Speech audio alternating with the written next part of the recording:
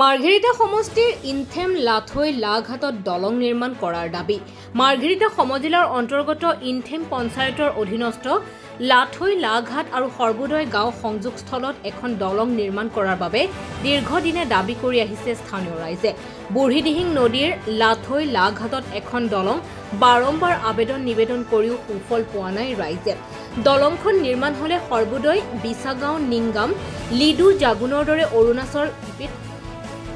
জাগুনৰ লগতে অৰুণাচল প্ৰদেশৰ লগত যাতায়াত পোনপটীয়া আৰু সহজ হ'ব বুলি জানিবলৈ দিয়ে। নাৱেৰে বিপদসংকুল যাতায়াত কৰিব লগা হৈছে দুয়োটা অঞ্চলৰ ৰাইজে। দৈনিক বহু সংখ্যক লোকে অহা যোৱা কৰে এই ঘাটেৰে। ৮৩ নম্বৰ বিধানসভা সমষ্টিৰ অন্তৰ্গত লাথৈ লাঘাটত ৰাইজে শীঘ্ৰে এখন দলং নিৰ্মাণ কৰাৰ আহ্বান জনাইছে। মানে জোখমাখ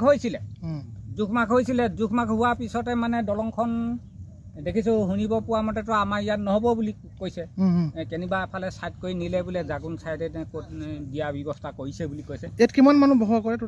বসবাস মানে ইয়াত মানে এনেকুৱা জনসংখ্যা মানে প্ৰায় গণিব নোৱাৰি।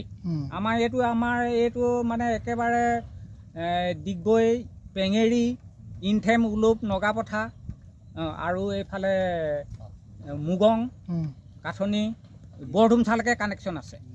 বৰডুমচালৈকে ডিগবৈটো বৰডুমচালৈকে কানেকশ্যন আছে।